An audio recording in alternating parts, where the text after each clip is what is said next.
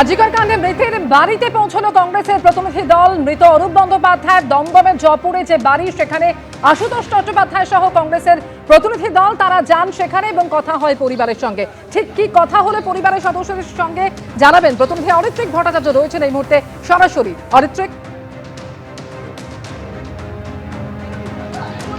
দেখো, প্রথমেই বলি যে এখন অনেকটা সময় কেটে গেছে, কিন্তু খুব স্বাভাবিকভাবেই পরিবার এখনও ভারাক্রান্ত।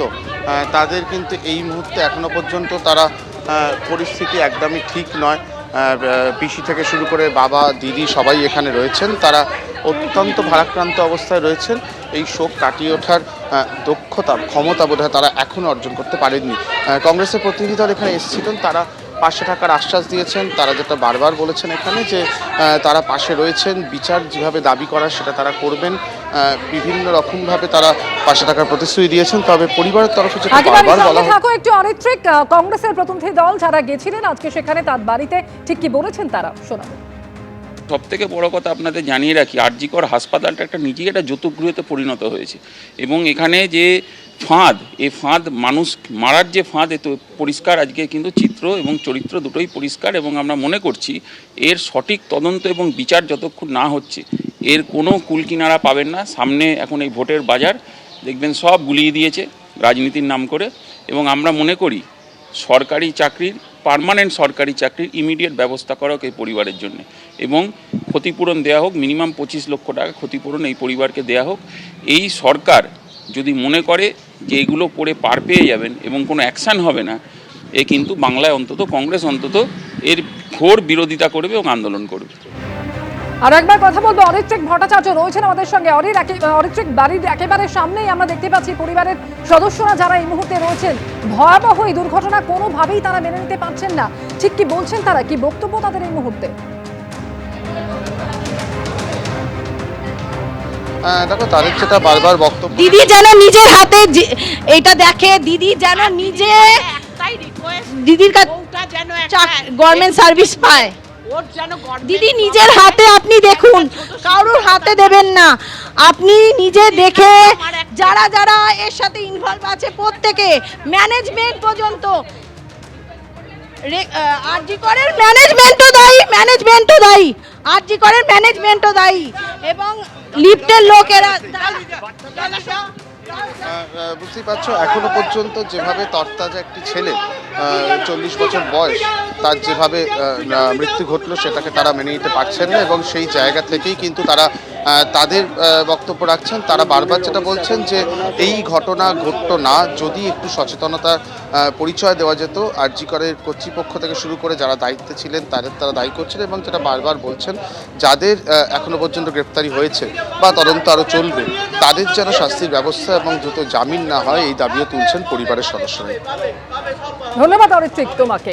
শোকগ্রস্ত পরিবার এবং পরিবারের সদস্যরা তারা যেটা বারবারই বলছেন, যারা এই ঘটনার জন্য দায়ী, যাদের গাফিলতি রয়েছে, তারা যেন শাস্তি পায়, এই দাবি তারা জানাচ্ছেন। মৃত অরূপ বন্দ্যোপাধ্যায়ের দিদি কি বলেছেন একবার শুনুন। সামনে কত পুলিশ ফোর্স, বিএসএফ এর লোকগুলো থাকে, বিএসএফ এর লোকগুলো সব দাঁড়িয়ে আছে। আমি বলছি একটু হেল্প করুন। ওনারা পারত না? বিএসএফ এর লোকেরা কি করে, দড়ি নিয়ে নিচে নেমে উদ্ধার করে না?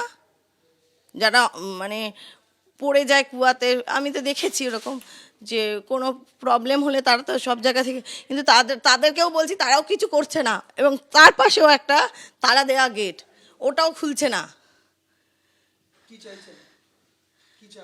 চাই ওকে যারা মেরেছে তাদের যেন বিচার হয়। বিচার তো হয়ই, চরম শাস্তি পায়, ওর তো মরার কথা নয়। আইএসএফকে বলা হয়েছিল যে আপনারা বন্দুকের বাঁট দিয়ে ওটা ভেঙে দিন, দরজাটা শাবল টাবল দিয়ে দরজাটা ভেঙে দিন। বলছে আমাদের কাজের বাইরে এটা, আমরা এটা করব না, করলে আমার বিরুদ্ধে অ্যাকশন আসবে। আমি বললাম যা লাগে টাকা আমরা দেবো, আপনার বিরুদ্ধে কোনো রকম কোনো কথা যাবে না। কোনো রকম কোনো কিছু করেনি। আইসিআইএসএফ এর একজনকে, অনেকে ছিল, আমি লাস্টে একজনকে টেনে ধরে বললাম।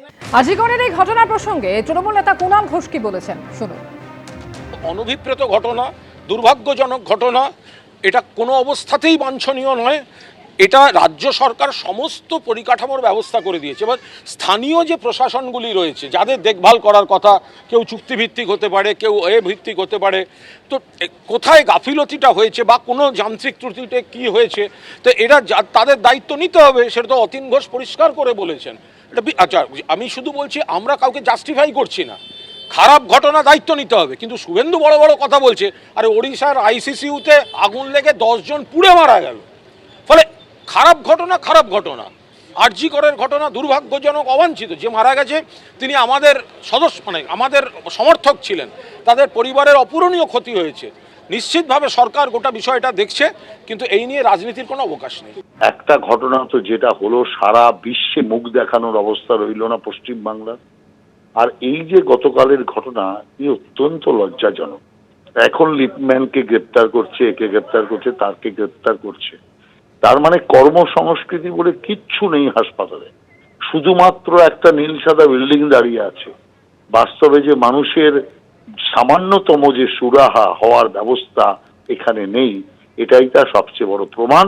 এবং আমরা মনে করি এখন এরা শাক দিয়ে মাছ ঢাকার চেষ্টা করছে। এইভাবে শাক দিয়ে মাছ ঢেকে পরিস্থিতিকে তারা কোনোভাবেই ধামাচাপা দিতে পারবে না। মানুষ বুঝে গেছে এই সরকার যতদিন থাকবে ততদিন মানুষের এই দুর্ভোগ থাকবে। এর জন্য পুরো দায়ী স্বাস্থ্যমন্ত্রী মমতা ব্যানার্জি। তিনি স্বাস্থ্যের পরিকাঠামোই তৈরি করতে পারেন। এবিপি আনন্দ, এগিয়ে থাকে, এগিয়ে রাখে।